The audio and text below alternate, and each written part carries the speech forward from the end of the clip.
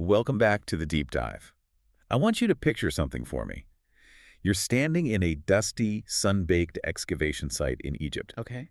It's the 1980s. Archaeologists are brushing away sand from a fragment of a pot that's been buried for nearly 2,000 years. They turn it over, expecting to see, I don't know, hieroglyphics or maybe some Greek text. The usual suspects. The usual suspects, but instead, they see a script that looks completely alien to the region. They squint at it, they call in a linguist, and they realize it's Tamil.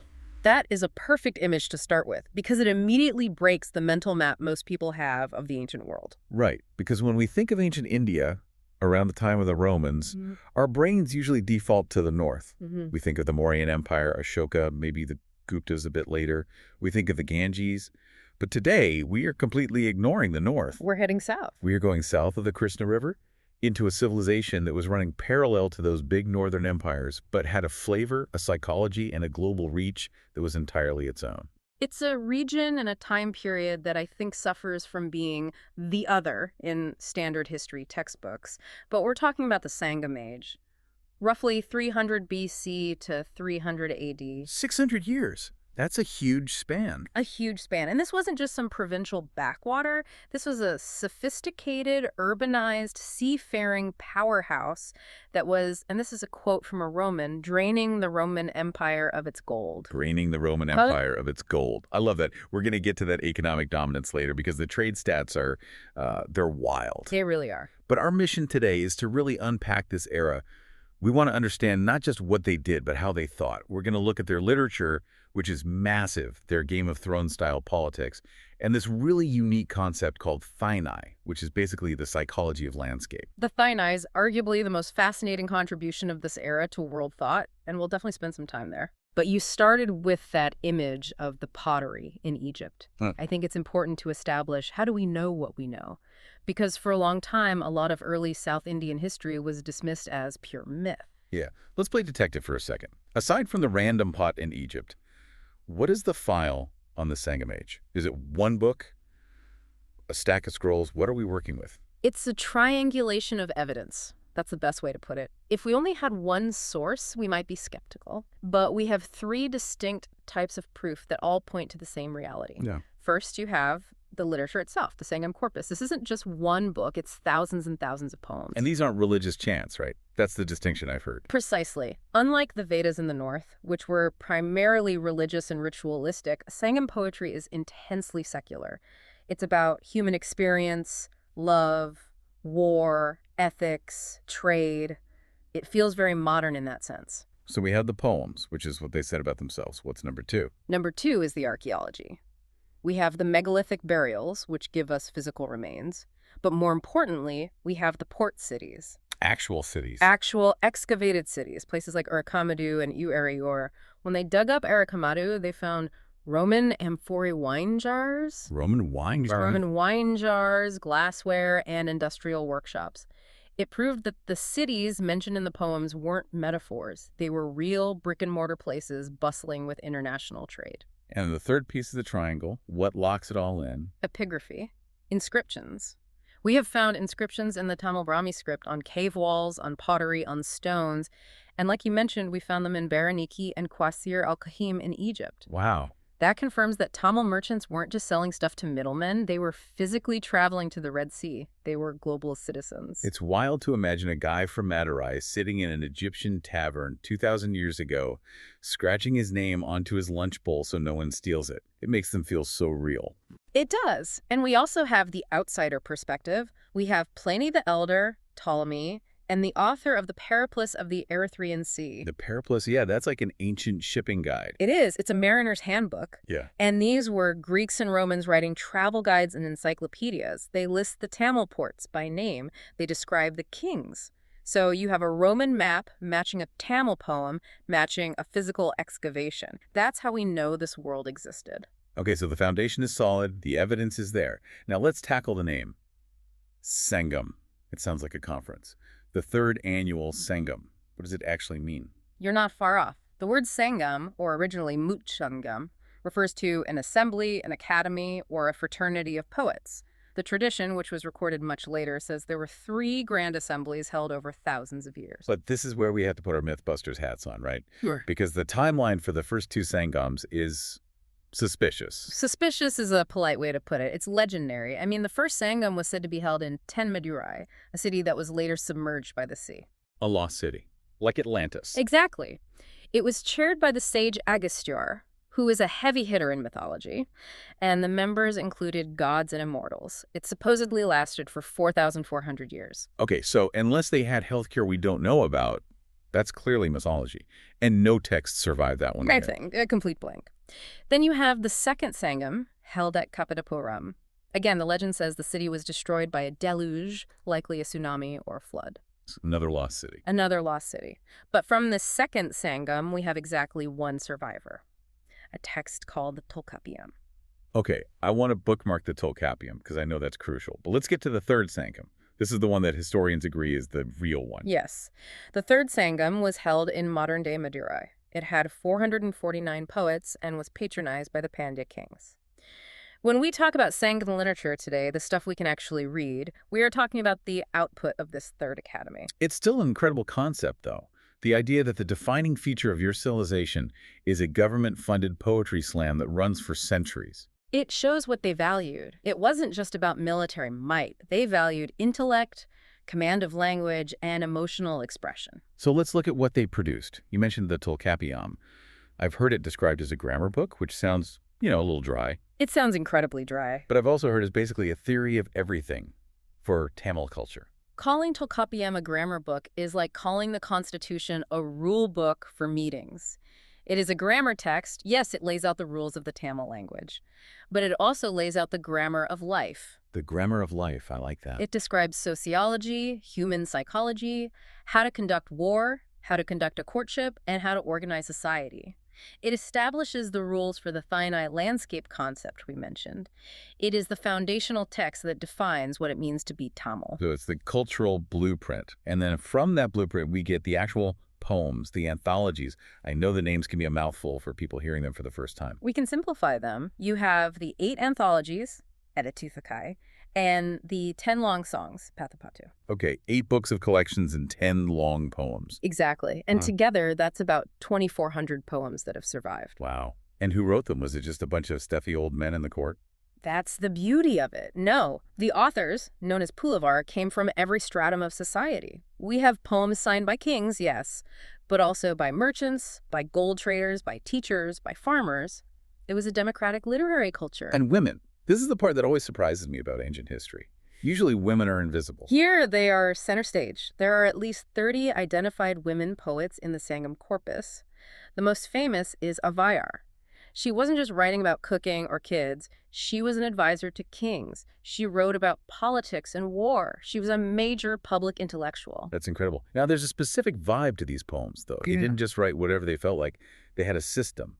2 buckets, Om and Puram. Break that down for us. Right. This is the binary that structures their entire worldview. Am means interior or inner. It deals with love, sexual union, family life, the private sphere. Okay, the stuff that happens inside the house. Exactly. And then Puram means exterior. It deals with war, kingship, trade, ethics, the public sphere, the stuff that happens out in the world. I like that. It's like they acknowledge that humans live 2 lives simultaneously. The one inside our house and the one outside on the street. And the rules for poetry were strict and really interesting. In Aham, love poetry, you never, ever name the characters. The hero and heroine are anonymous archetypes. Why is that? Because love is universal. It could be anyone. It's your story. But in Puram, war poetry, you name names. You name the king, the battle, the year.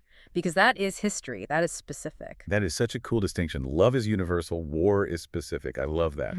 Now let's get into the Thainai. Because this is where the Tolkappiyam goes from being a grammar book to being a psychology textbook. The Thainai is, in my opinion, the most sophisticated literary device of the ancient world. It's based on a simple but profound idea.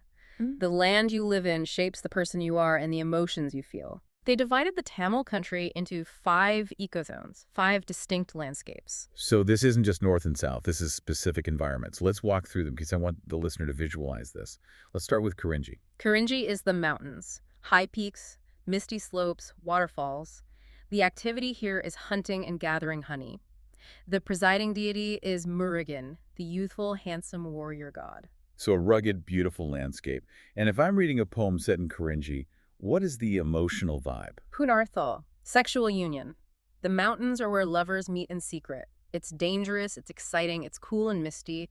The isolation of the hills provides privacy for forbidden romance. Okay, so mountains equals secret romance. Yeah. Got it. Next up, Mulai. Mulai is the forest and pastoral lands. This is where people graze cattle. It's lush and green, especially during the rainy season. The flower is the jasmine. And the emotion. Patient waiting. This is the classic trope of the wife waiting for the husband to return from war or from a trading mission. The rainy season starts, she smells the jasmine, and she looks at the clouds, wondering when he's coming back. It's a mood of domesticity and hope. Mountains are meeting, forests are waiting.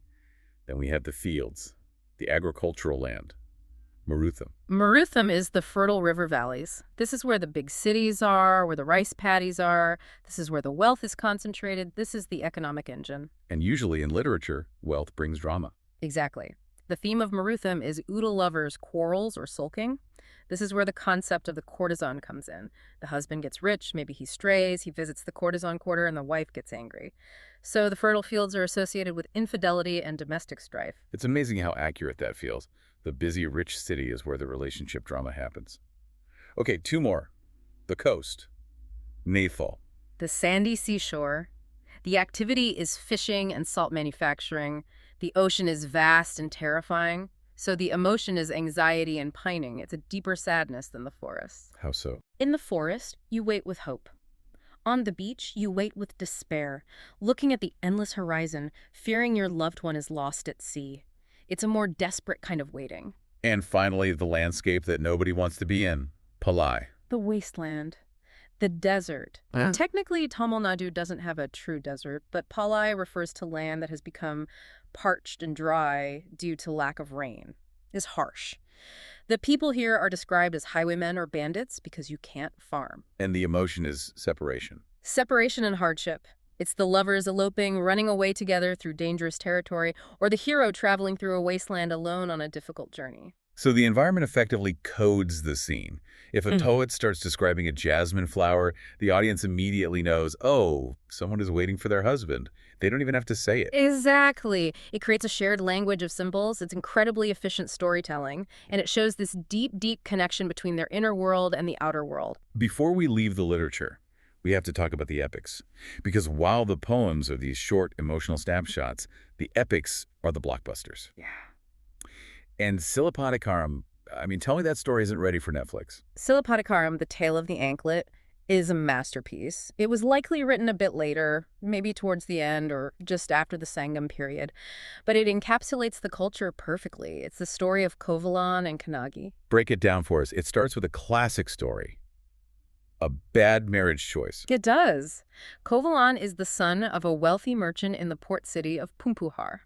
He marries Kannagi, a noble, virtuous woman, a perfect match on paper, but then he meets Madhavi, a stunning courtesan and dancer. And he's smitten. He falls head over heels, he abandons Kannagi, moves in with Madhavi, and spends all his money on her, just blows his entire inheritance. Classic tale of a midlife crisis, almost. Almost. But eventually he has a misunderstanding with Madhavi. He realizes he's broke and he's been a terrible husband. He goes back to Kannagi. And she takes him back. Now, in most stories, the wife would be furious, right? But Kannagi is portrayed as the ultimate chaste wife, the ideal known as a patini. She accepts him back without a single word of reproach. They decide to leave their shame behind and migrate to the city of Madurai to start a new business. But they have no capital. They're broke. All they have left is Kannagi's pair of precious anklets, filled with gems. Kovalan takes one of the anklets to the market in Madurai to sell it so he can get some cash to start trading. And this is where fate, or just terrible luck, kicks them in the teeth. It's tragic timing. The Queen of Madurai had just had her anklet stolen by the royal goldsmith. The goldsmith, who actually stole it himself, sees Kovalan trying to sell a similar-looking anklet. He seizes the opportunity, he runs to the king and says, "I caught the thief." Oh no, and the king. The king, Nrinshajian, a Pandya king, makes a fatal error in judgment. He is distracted, he's angry, and without an investigation, without a trial, he orders Kovalan to be beheaded. And it's done, just like that. Just executed on the spot. and Kannagi is waiting for him to come back with the money. When she hears the news, describe that scene. It is one of the most powerful scenes in all of Indian literature. She doesn't just cry, she becomes an avenging fury. She marches into the king's court, holding the other matching anklet. She stands before the king and demands justice. She confronts him directly. Directly, the king says, "He was a thief. My queen's anklet was filled with pearls." And Kannagi says, She screams, "My anklet is filled with rubies!" And she throws the anklet on the floor. It smashes open, and rubies scatter across the throne room. with the proof. The proof. Yeah. The king realizes instantly that he has executed an innocent man. The shock of his injustice, the failure of his dharma, his kingly duty, is so great that he collapses and dies on the spot. His wife, the queen, dies with him. But Kannagi isn't done. The city has to pay. No. She is incandescent with rage. She walks out, tears off her left breast in an act of divine supernatural power, and flings it at the city of Madurai, cursing it to burn. The god of fire accepts her command, and the city is consumed by flames, sparing only the righteous, the cows, and the elderly. It is so metal. It's an incredible story. But it also tells us something really important about their politics, doesn't it? The king died because he failed justice. Yes, the legitimacy of the king rested entirely on Singal, the righteous scepter. If the scepter bent, meaning justice failed, the king could not survive. It wasn't just about power, it was about moral authority. Which brings us perfectly to the men who held those scepters, the three crowned kings, the Muvandar. We have the Cholas, the Cheras, and the Pandyas. This wasn't a unified empire. It was a constant three-way struggle for dominance. A struggle that also involved the Valir, the independent chieftains who controlled the hill tracts, who were often kingmakers. But the big three were the pillars. Let's profile them. Let's start with the Cholas. They were in the tiger corner. The Cholas ruled the Kaveri Delta, the absolute rice bowl of the south. Their capital was Urayur, and their big port was Puhar, or Kavaripatnam. Their emblem was the tiger. And their star player was Karikala. Karikala Chola. The name means the man with the charred leg. Legend has it he escaped a prison fire early in his life. But Karikala is fascinating because he wasn't just a warlord. He was a hydraulic engineer. The dam. The Kalanai, or Grand Anicut. He built a massive stone dam across the Kaveri River, a fast-flowing wide river in the 1st or 2nd century AD.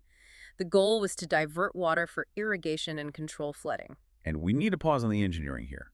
Building a dam on sand in a moving river 2,000 years ago. How is that even possible? It's incredibly difficult. They used massive stones and a technique of just letting them settle into the riverbed, then building on top. An interlocking stone technique that has withstood floods for 2 millennia. And it's still there. It is still in use today. It's one of the oldest water regulation structures in the world still in use. That dam turned the Chola kingdom into an agricultural surplus machine, and that surplus funded their armies and their expansion. Okay, next up, the Cheras. Their emblem was the bow and arrow. They ruled the west coast modern Kerala and parts of Tamil Nadu. They were the masters of the sea trade because the Roman ships riding the monsoon winds landed on their side first. Their capital was Vanji and their big port was Muziris, or Muziri. And we have to talk about Sangutavan, the red Chera. He's the guy connected to the Kannagi story, right? Yes. After Kannagi burned Madurai, the story says she went to the Chera kingdom and ascended to heaven. Sangutavan, the Chera king, decided to build a temple for her, to start a cult of the ideal wife, the Patini cult. Okay. But he didn't want to use just any stone. He wanted stone from the Himalayas. The Himalayas are really far away, like 1,500 miles away, through hostile territory. It was a massive military expedition. The epic says he marched north, defeating Aryan kings along the way, grabbed the stone, ceremonially washed it in the Ganges, and brought it all the way back. Wow. Now, whether he literally went all the way to the Himalayas is debated by historians, but the claim itself shows his ambition to be a Chakravartin, a universal ruler whose power extends across the entire subcontinent. And he also looked outward, across the sea. Yes, the Cheras had the strongest navy. Sangutavan fought the Kadambas pirates who were harassing the Roman trade ships. And records suggest the Cheras sent the first diplomatic mission from South India to China. Finally, the Pandyas. Their emblem was the fish. The Pandyas ruled the deep south, from their capital at Madurai. They controlled the pearl fisheries of the Gulf of Mannar, and pearls were the oil of the ancient world, a high-value, low-weight luxury commodity that everyone wanted. Megasthenes, the Greek ambassador who visited the north, had a weird rumor about them, didn't he? He did. He wrote that the Pandya kingdom was ruled by a woman, a daughter of Heracles, whom he equated with the god Shiva. He claimed it was a matriarchal society. Was it? Well, we don't have definitive proof of a line of queens, but it strongly suggests that women held a higher status or public visibility there than in the north, which was enough to confuse the Greek observer. Their most famous king was Nedonchezian. Not the one who died in the epic, but another one. The victor of a huge battle. The victor at the Battle of Tlayalanganam. Imagine being a young king, newly crowned. Your enemies think you're weak. So the Cheras, the Cholas, and 5 powerful chieftains all form a mega alliance to crush you. 7 against 1. The odds are not good. Not at all. Yeah. But Nedonchezian didn't hide behind his walls. He marched out and defeated the combined army of 7 rulers. It was the ultimate underdog victory that cemented Pandya power for a generation. There's a dark side to this warrior culture, though. We have to talk about Vatikurudal. This is where the code of honor gets terrifyingly real. In the Sangam martial code, receiving a wound on your back was the ultimate shame. It meant you were a coward, running away. Even if you were just turning your chariot in battle and an arrow hit you by chance. Even then, the dishonor was absolute. So what do they do? They performed Vatikurudal. The king would sit facing north, usually on a bed of sacred grass, holding his sword, and he would starve himself to death. Just sit there and wait for the end. Yes, a ritual suicide to cleanse the stain of dishonor. And often, his close friends and generals would join him in solidarity, fasting to death by his side. We have poems written by kings while they were in the process of starving themselves. It's haunting. It shows how high the stakes were. It wasn't just about territory. It was about legacy and honor. Now let's pivot to what funded all this war and poetry, the economy. You said earlier that they were draining Rome. The trade deficit was a genuine political crisis in Rome. Emperor Tiberius actually wrote a letter to the Roman Senate complaining that ladies of high society were sending all the empire's gold and silver to India in exchange for trifles. What were the trifles? What were they buying? Pearls, of course, ivory, fine muslin cloth, which they called woven wind because it was so sheer, and most importantly, pepper. Why was pepper so huge? Was Roman food just really bland? It was a status symbol, for one, but it was also a preservative and believed to have medicinal properties. The Romans were obsessed with it. They called it black gold. So this was a major commodity. Major. We found a papyrus contract in Egypt, the Muziris papyrus, that details a single shipment on a ship called the Hermopolis. The value of that one cargo of pepper, ivory, and textiles was worth the equivalent of a massive Roman estate. One ship. One ship. And there were fleets of these ships coming every year. So the ports, Puhar, Muziris, they must have been insane. The poem Maduakanchi describes the markets of Madurai. It talks about day markets and night markets. It was a 24-hour economy. It describes the streets smelling of mixed perfumes and roasting meat. It describes tall flags waving over the warehouses of foreign traders. And the people? Was it just locals? Not at all. It was cosmopolitan. The poems mention Yavanas, a term they used for Greeks and Romans. They weren't just passing through. Some lived there. Really? Yeah. As residents? Yes. The texts talk about Yavanna bodyguards guarding the king's tent because they were seen as loyal and, maybe more importantly, mute, since they couldn't speak Tamil and spill secrets. They talk about Roman lamps and Roman wine being served in the courts. So if I walked into a blacksmith shop in Puhar, I might see a foreign mechanic. The epic Menimekalai explicitly describes a building constructed by artisans from Magadha, mechanics from Maratha, smiths from Avanti, and carpenters from Yavanna, all working alongside Tamil masons. It was a melting pot of technology and culture. That puts a huge dent in the idea that ancient societies were all isolated and xenophobic. But let's ask the tough question. Was this society good for everyone? We hear about the gold and the wine for the elites. What about the guy planting the rice? We have to be realistic. This wasn't a communist utopia. It was a stratified society. The king, the Arasar, was at the top. The Brahmins, the Antanar, were gaining influence and were respected. The land-owning farmers, the Velar, held the real economic power in the villages. And below them, You had the Kadasyar, the agricultural laborers who worked the fields but didn't own them. And at the bottom, you had the Adimai slaves. The poems casually mention kings gifting slaves or women to poets as rewards. The incredible wealth of the Sangam Age was built on the backs of these laborers. and the caste system, was it the same as the North, the Varna system? Not exactly. The rigid fourfold Varna system, Brahmin, Kshatriya, Vaishya, Shudra, hadn't fully penetrated or rigidified yet. The divisions were more based on occupation and geography, the Thyni we talked about, but the seeds of inequality were definitely there. Let's touch on religion quickly. We saw Kannagi burn a city, so the gods were clearly powerful and scary. But who were they worshiping day to day? It was a pluralistic buffet. You had the indigenous worship of Murugan, or Sayan, the red god of the hills. You had Vishnu, or Mayan, associated with the forests. But you also had a massive presence of both Buddhism and Jainism. Jainism was big. I usually associate that with other parts of India. Huge. Most of the early Tamil Brahmi inscriptions we find are in caves where Jain monks lived. They would sleep on these austere stone beds carved into the floor. Merchants, in particular, loved Jainism and Buddhism because these religions didn't have the taboo against sea travel that early Vedic Brahmanism sometimes had. It was good for business. And burial. I've seen pictures of these massive urns. They look like something out of a sci-fi movie. The urn burials are iconic. They would place the remains of the dead, sometimes the whole body in a fetal position, sometimes cremated bones, into giant terracotta jars. They'd bury them with iron weapons, beads, and offerings of rice. The belief was that life continued in some form, and you needed your stuff. So we have this vibrant, high-energy, globally connected civilization. And then, the history books usually say, and then the Dark Age happened. The Calabra Interregnum. The Dark Age, it's such a loaded and frankly misleading term. Roughly from 300 AD to 600 AD, the three great dynasties, Chola, Chera, Pandya, were overthrown by a mysterious group called the Calabras. Who were they?